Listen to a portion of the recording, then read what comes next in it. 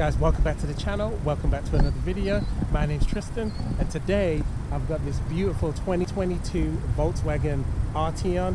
It's the front wheel drive model. I love the look of these cars, been wanting to drive it for a while, so let's get into the review. Let me guys know what you think of it. What's good, YouTube? This hood is really light. Giddy up!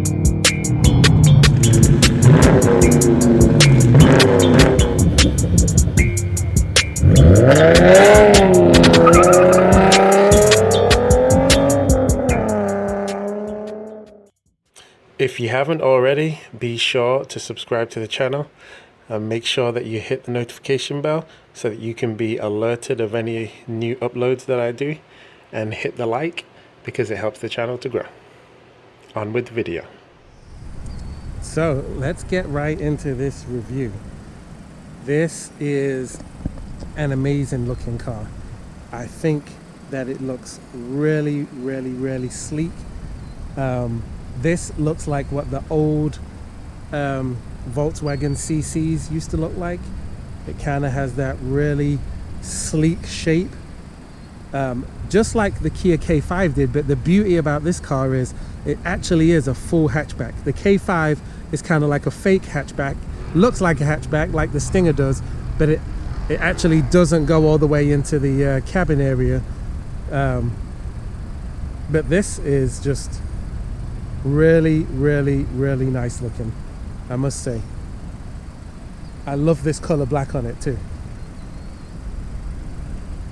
Super slick. And I love the lights on these new Volkswagens too.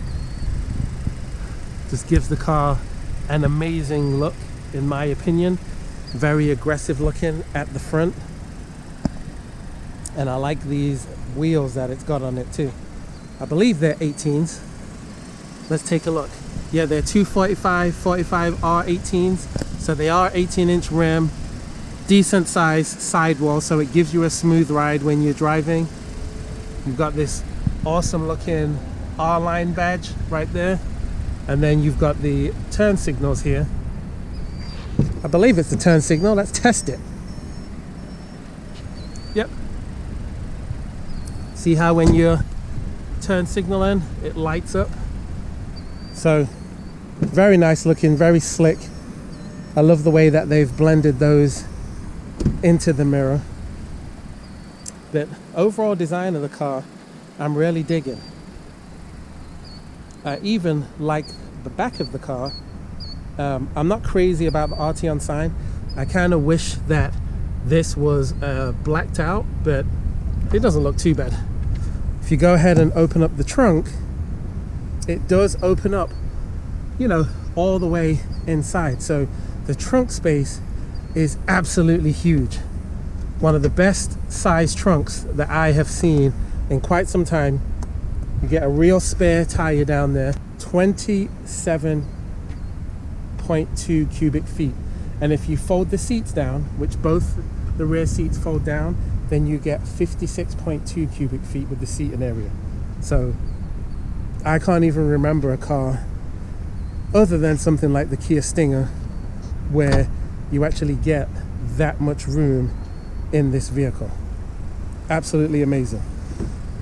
The rear of the car, seats and everything look quite nice. Nice leather material. You've got some soft cup holders. This is my driving position behind myself. There's a ton of leg room. More than a lot of cars that I've driven. This is more similar to the back of an Accord, how much room it gives you. There's no USB connectivity, but you do get this 12 volt down here. I don't know if you can see it because of the glare. Then you've got some mat pockets behind here. The overall interior of the car is very beautiful. All the materials are excellent to the touch.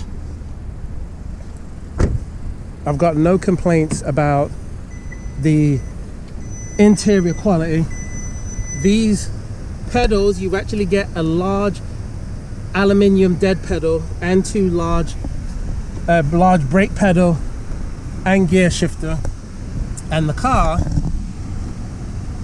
let me turn the air down for a second. look how clear this digital dash is. I mean, very, very, very clear. Very nice. You've got the speedo down here. You know, everything that you want on these gauges. You can kind of zoom in and zoom out. You can change the view and go through some of these. So as you can see, if you switch it, then you actually get a larger speedo and a tachometer over here. You can put the car in drive, and then if you shift the shifter down again, it will change it to sports mode, where you can use these tiny, tiny little pecky pedals. All of this is laid out very nice. You've got a automatic parking brake. You've got different modes on here. So you can put it in custom driving mode, economy mode, I guess, and then regular drive, etc., etc. These are nice cup holders, and there's a cover where you can actually cover those up, which is a nice touch. Large, well, it's not large, it's a lot smaller than the Kia K5 compartment, but you do have 2 USB-Cs in there. Heated seats, but not cooled seats in this particular model, and a decent size glove compartment. And you've got very big, huge mat pockets and another place where you can store drinks. And this is a kind of a carbon fiber look, and then a gloss black. These are not high touch points, so it's actually okay for this to be gloss black. This is gloss black, and because it is a high touch point, since there's storage here for wireless phone charging, then you probably are gonna get fingerprints on that piece. So very nice. I know that you can get this with Apple CarPlay, Android Auto, all that good stuff. It does have adaptive cruise control on the steering wheel. You got this beautiful R-Line badge here, which I really like. And the car, the whole layout of it altogether is just quite nice. Let's go ahead and take a look under the hood. Okay, so we are looking at a 2-liter 4-cylinder engine, turbocharged. Obviously, there's no way a 4-cylinder would make 300 horsepower if it didn't have a turbo on it. Nice looking engine compartment, very clean. It does look very tight in there, so it probably might not be the easiest thing to work on. Let me give you some of the specs. 0 to 60 in this car is 5 seconds, and 13.6 seconds for the quarter mile. I could be wrong on that. That could be for the all-wheel drive version, but you know, whatever. A little Google search will fix that. It does get 24 miles in the city and 34 on the highway for a combined of 28 miles to the gallon. And it has 295 pound-feet of torque and 300 horsepower. So there's some pretty good numbers. And it does come with a 7-speed automatic transmission. And the car weighs between 36 and 3,900 pounds, depending on if you get the front-wheel drive one like this or the all-wheel drive one, which obviously adds some additional weight. And these cars can be expensive. They can be like, you know, around about $40,000 if you're buying it brand new with all of the goodies. This one obviously doesn't have the sunroof and all of that good stuff, so it's a little bit cheaper, but still might be out of some of your guys' budget. All right, guys, I am about to set out in this 2022 Volkswagen Arteon, and this is the SE R-Line front-wheel drive model. So this is not the top of the range, because you can get this in all-wheel drive, which really is the one that I wanted to drive, but they didn't have it, so it is what it is. You take what you can get. It's probably best I drive the front-wheel drive one first anyway, so that I can compare it to what the all-wheel drive one is like. But so far, been driving it about 10 minutes. All the materials actually feel quite nice in here. Nice to the touch. Everything looks good. Nothing in this car looks cheap. And I would definitely say that it might not be the quickest car, but it does drive, it does have some pickup. yeah, it's got a good pickup for sure. Doesn't have as fast pickup as what the all-wheel drive version does, but it definitely still feels plenty quick. The steering wheels in these VWs are awesome. Love this thing. It's got really thick 10 and 2 notches, and then the gear shifter down here is really nice as well. It's a very smooth drive. If I have to compare it, I'm going to compare it to the Kia K5, because the K5 I think is similar in many ways. It's probably a similar size as what this car is, but I'm actually going to say that the interior of this, both interiors are nice. The K5 interior is nice, this interior is nice. This steering wheel probably actually feels a little bit more premium, and I'd say that the materials feel a little bit more premium than what the K5 does. But the K5 overall, I think, drives just a little bit nicer than what this one does.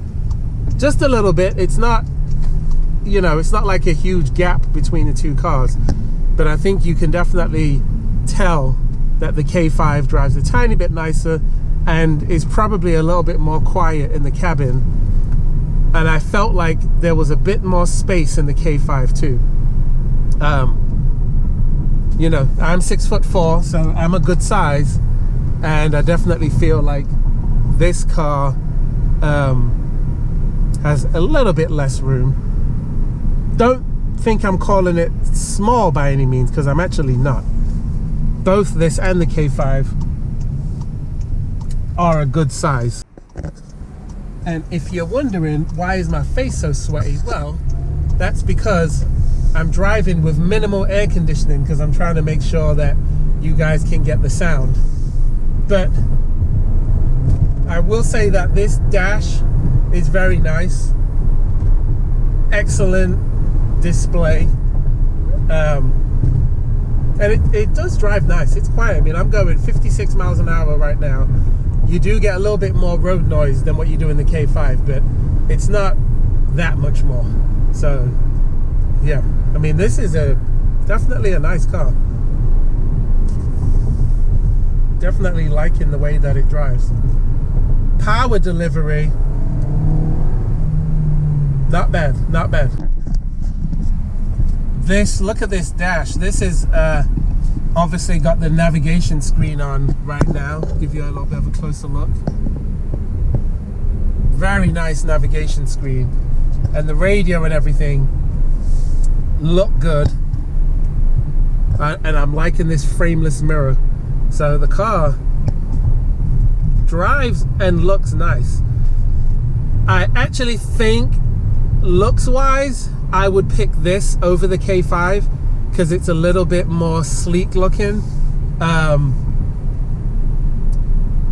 But interior wise, it's just so close to call. But yeah, I'm enjoying the way this car drives. Whew. All right, I see you, Volkswagen. Yeah, they've done a good job on this, I must say. Oh, let me mention this. The steering on this car is really precise. Actually, it's a lot more precise than what it is on the Kia K5. The K5 steering was too light. There was more play in the steering wheel when you wiggle it, and it was nowhere near as precise as what this is. This steering is not quite as precise as what you get on like the Honda Accord, the Honda Civic, but it's very close. Okay, merging on the highway. Gonna put my foot down. All right. Woo! Okay. So, definitely, this one is faster than the K5 that I drove. Obviously, I did not drive the GT line K5, so it wasn't the fastest one.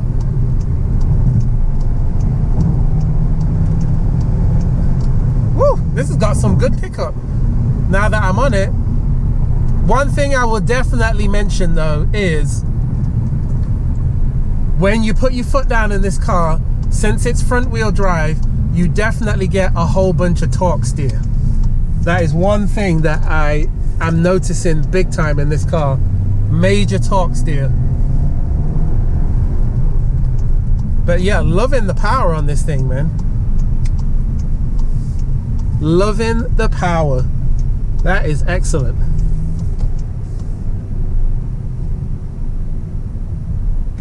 Oftentimes in cars like this, you just don't get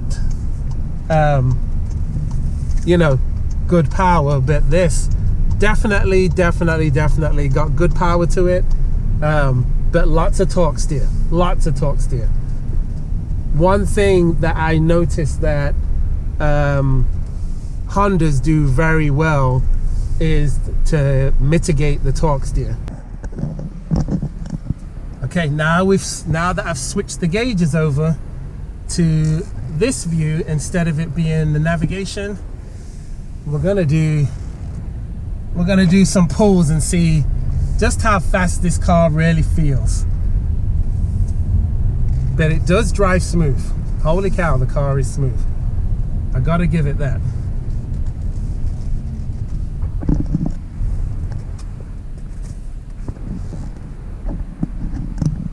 Okay, let's turn onto this road and give it a little pump. You ready? 1, 2, 3, let's go.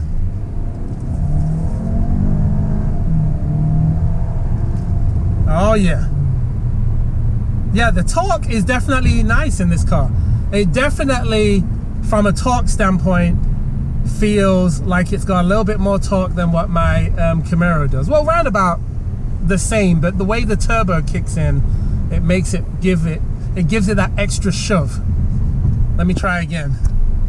Let me slow down just a little bit. Okay, I'm slowing down to 20. Let me put my foot down. Oh yeah. It's nice. It has more torque than what my Camaro does from down low, definitely. I think if we was racing from a roll, then my Camaro would probably still beat this car. Oh my gosh. I just did a U-turn in such a small turning radius. Excellent. Lots of torque steer though, still. Lots of torque steer. Guys, this is actually a really cool, fun car. It definitely is a sportier feeling car than what the K5 is. At least the regular K5, not the GT line. I've not reviewed that one yet. But this feels really nice. It's got good power. It gets good gas mileage. So basically, as much power as you're getting and the gas mileage that you're getting 28 combined, I actually think that that is really good. The K5, not the super fast one, but the 1.6 turbo, that one was 37 on the highway. So a little bit better gas mileage, definitely better combined gas mileage, but this car is a lot faster. So I like this. I definitely like it. I think if I was to drive the K5 that has 311 horsepower, I think that I would end up liking that one a little bit more than this one.